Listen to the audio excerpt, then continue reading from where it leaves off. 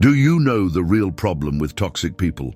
Here's the harsh truth. If you're dealing with toxic people, it's not their fault, it's yours, because you allowed them into your life.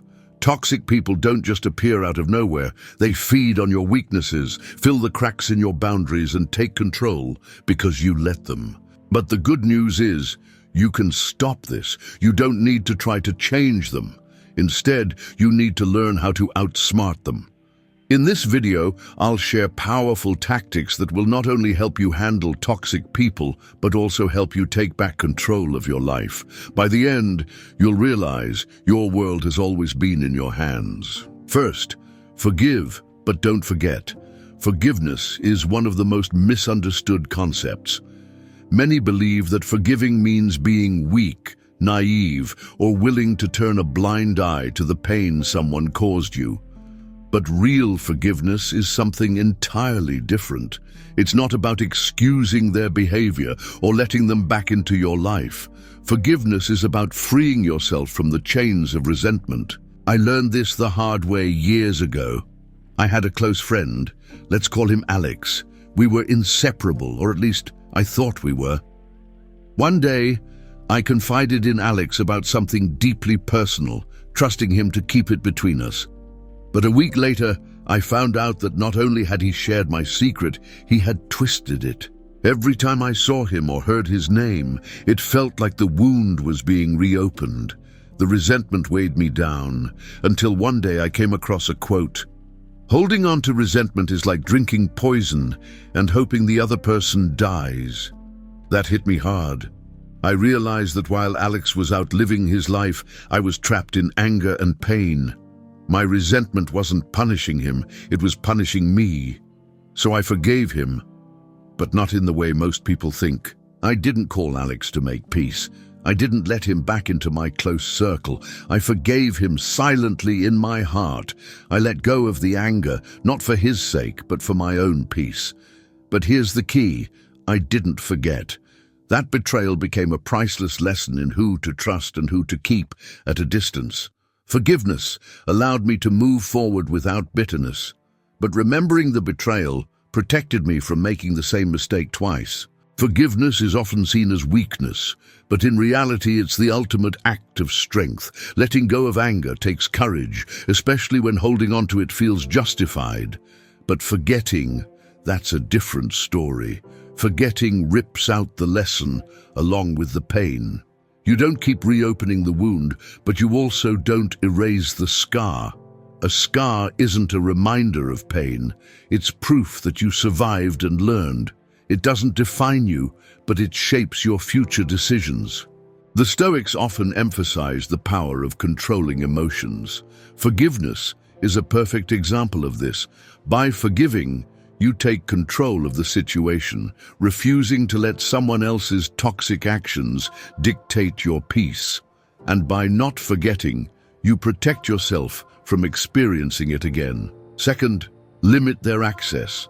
Let's be honest, some people don't deserve front row seats in your life. It doesn't matter if they're family, old friends, or colleagues you see every day. If someone is toxic, drains you, or constantly disrespects your boundaries, it's time to limit their access to you. Call it harsh if you want, but protecting your peace isn't selfish, it's survival. I used to be a people pleaser. I bent over backward for people who wouldn't lift a finger for me. Sound familiar? One day, after another exhausting conversation with someone who treated me like their free therapist, I hung up the phone and thought, why am I doing this? What am I getting out of this relationship? That's when it hit me. Not everyone deserves unlimited access to me. Now here's where it gets tricky. Limiting access doesn't always mean cutting someone off completely. Sometimes it just means setting subtle boundaries they won't even notice.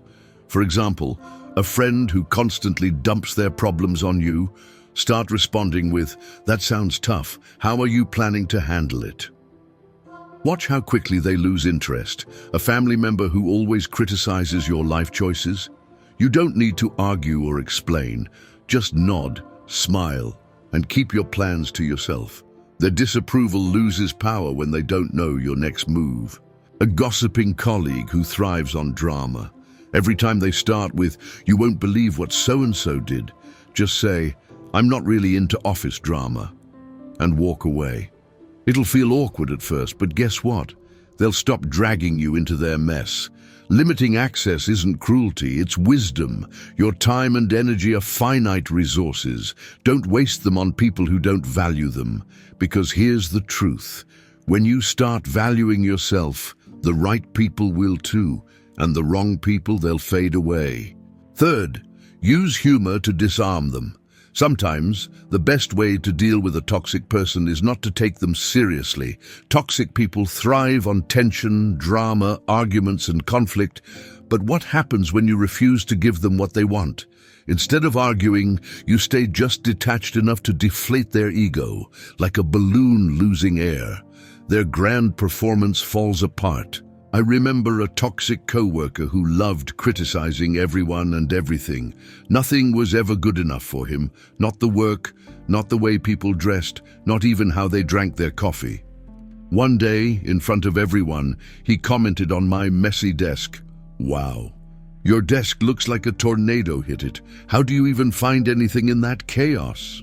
Instead of getting offended or defending myself, I just shrugged and said, "You're absolutely right. This is my creative chaos. Einstein's desk was even worse." Everyone laughed, and his attempt to humiliate me completely failed. After that, he never commented on my desk again. Using humor to disarm toxic people shows that their attempts to get under your skin don't work. It shifts the energy. Toxic people want negativity. Humor brings lightness and unpredictability, something they don't know how to handle. This puts you back in control. By staying calm and witty, you show that you can't be rattled, which ironically frustrates them more than direct confrontation. But here's the key. Your humor should be light-hearted and clever, not aggressive or mean-spirited. If your joke feels sarcastic or cutting, it could escalate the situation instead of diffusing it. For example, if a coworker constantly interrupts you in meetings, you can smile and say, "Wow, I didn't realize we were doing a duet today, but it's my solo now." This is firm yet funny, making your point without unnecessary conflict. Fourth, walk away when necessary. Walking away from a toxic person is one of the hardest but most freeing decisions you'll ever make. It's not just about leaving a bad situation. It's about reclaiming your peace, your time, and your energy. But here's the key. It's not always dramatic or sudden. Sometimes walking away is a quiet, repeated choice. To choose yourself over their chaos, over and over again. Toxic people are masters of convincing you to stay.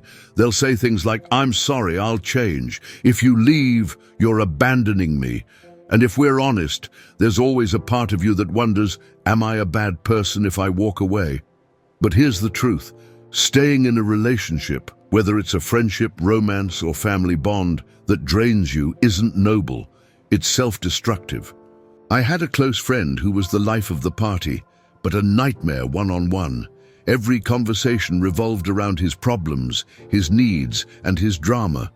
If I tried to talk about my struggles, he'd either ignore them or turn it into a competition. "Oh, you had a bad day. Let me tell you about my disaster."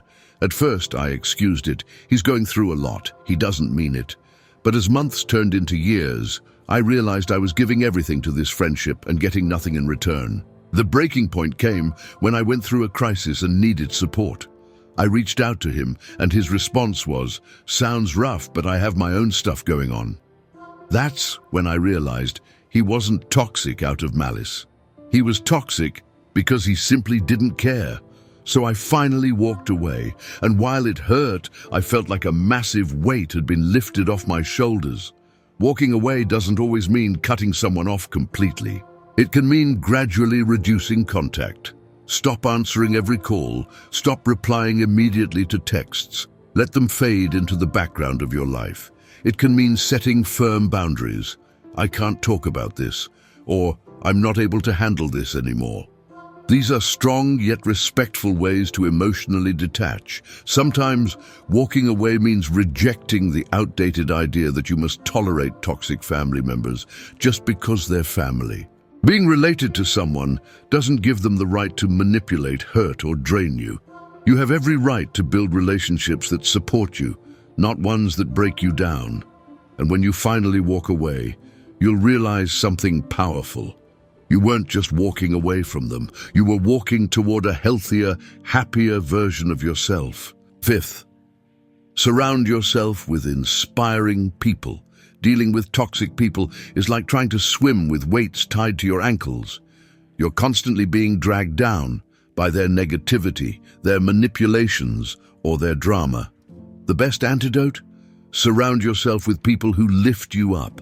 Inspiring people don't just bring positivity, they remind you of your worth, encourage your growth, and help keep toxic energy at bay. Here's the simple truth. Your environment shapes you.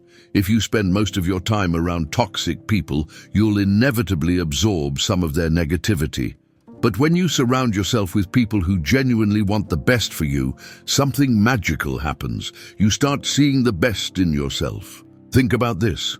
Have you ever had a friend who made you feel lighter after talking to them? Someone who listens without judgment, celebrates your wins without jealousy, and supports you instead of draining you. That's the kind of energy you need.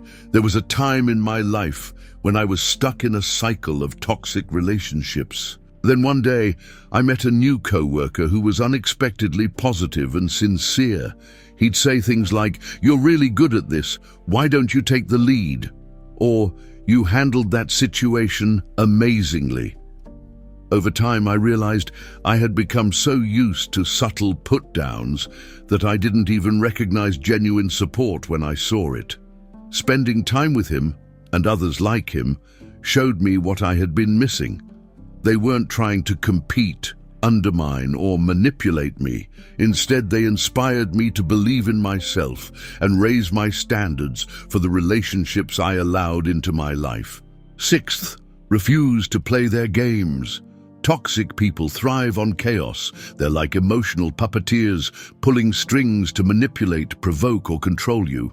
Their games can be subtle, trying to guilt-trip you into doing something you don't want to do. Creating drama just to be the center of attention. The only way to win. Stop playing. Toxic people are masters of provocation. They'll say things that hit your weak spots or create situations where you feel you have to respond. But the moment you take the bait, you're playing on their turf, by their rules. I had a toxic relative who loved starting arguments at family gatherings. He'd make passive-aggressive comments like, "Must be nice to have so much free time. Some of us actually work, you know." I used to explain myself, but that only made things worse. Then one day I changed my approach. When he made another sarcastic remark, I just smiled and said, "You're entitled to your opinion." Then I changed the subject. He tried again, but I stayed calm and disengaged. His face showed pure disappointment because I didn't give him what he wanted. Over time, he stopped targeting me altogether. Refusing to engage isn't passivity, it's strategy. Seventh, stay focused on your goals. Toxic people love to throw you off course. They thrive on distractions, pulling you into their chaos, drama, and petty conflicts. It's almost like their goal is to make their problems your problems. But when you stay completely focused on your goals, their noise starts to fade into the background. Focusing on your goals isn't just self-protection. It's a power move. Here's why. Toxic people don't want you to be deeply connected to your purpose. They'll criticize your ambitions, downplay your achievements, or demand your attention at the worst times. Why? Because a focused person is a threat to their control. If you're busy growing, achieving, and building your dream life, you simply don't have the time or patience for their nonsense. I once had a coworker who embodied pure toxicity. He thrived on gossip, created unnecessary drama, and constantly tried to drag others into his problems. At first, I fell into the trap, spending hours listening to his complaints or defending myself from his petty attacks. Then I realized every minute I spend dealing with his chaos is a minute I'm stealing from my own goals. So I made a shift. I started focusing only on what truly mattered to me. I set strict boundaries. "I'm busy right now, I can't discuss this." I avoided pointless conversations. I poured all my energy into my work, my goals, and my own success. And guess what? The more I focused, the less power he had over me. Even better, my example inspired others to do the same, leaving him with fewer people to manipulate. How to stay focused on your goals, even in a toxic environment. Define your goals clearly, write down what you want to achieve, and remind yourself why it matters. This minimizes distractions. Create a mental shield. See toxic people as background noise. Acknowledge their presence if necessary, but don't let their negativity sink in. Learn to say no. If their demands don't align with your goals, don't be afraid to refuse. Your time is valuable. Find your sources of motivation. Surround yourself with people, books, and habits that keep you driven and inspired. Staying focused on your goals might mean prioritizing yourself over relationships that don't serve you. Some people might call that selfish, but the truth is, it's necessary. You can't pour from an empty cup. You can't reach your dreams if you're constantly weighed down by someone else's negativity. 8th, don't engage in gossip. Gossiping about toxic people can be tempting. It feels like a harmless way to vent, express frustration, or even put them in their place. But let's be honest, gossip never ends well. It keeps toxicity in your life. It turns you into the very thing you're trying to escape. And worst of all, it gives toxic people free rent in your head. If you truly want to overcome toxic people, resist the urge to talk about them behind their backs. The reality is, toxic people feed on attention, even negative attention. Gossip only fuels the fire they desperately want to keep burning. And if you constantly talk about them, you're letting them control your energy. I learned this lesson firsthand. I once had a co-worker who was infamous for their toxic behavior. They stirred up conflicts and dragged others down. A few of us, including me, started venting about them outside of work. At first, it felt like a form of bonding. But over time, I realized those conversations left me feeling drained. Worse, somehow, the toxic coworker found out what we had been saying and used it to play the victim. That's when I made a decision. I wasn't going to engage anymore. Instead, I focused on handling things professionally, keeping interactions minimal, and setting clear boundaries. And you know what? I felt lighter, stronger, more in control. How to avoid gossip while keeping your sanity. Find a constructive way to vent. If you need to talk, do it with someone who won't fuel negativity, but will help you process things productively. Stick to the facts. If the situation requires discussion, avoid insults or accusations. Focus on solutions, not drama. Redirect conversations. If others start gossiping about a toxic person, shift the discussion to something more productive. Try saying, instead of talking about them, let's figure out how to handle this situation better. Focus on moving forward. Instead of dwelling on their behavior, put your energy into protecting your peace and making progress in your own life. Avoiding gossip isn't always easy. In a world where talking about others is the norm, some people might even see you as too soft or too passive. But the truth is, refusing to gossip isn't weakness, it's wisdom. Gossip keeps you tied to the very toxicity you're trying to escape. Letting go of it sets you free. Final thoughts. Take back control. Handling toxic people isn't about changing them. It's about protecting yourself. It's about reclaiming your energy. It's about refusing to let them dictate your peace. Toxic people will always exist, but when you master the art of setting boundaries, staying focused, and refusing to engage in their games, they lose all power over you. Remember, your energy is priceless. You have dreams to chase. You have goals to achieve. You have a life to build. Don't let someone's negativity pull you away from that. Stand your ground, choose peace, and keep moving forward. If this video gave you a new perspective, leave a comment and share your strategies for dealing with toxic people. And don't forget to like and subscribe for more powerful insights on how to live stronger and more purposefully. Thank you for watching.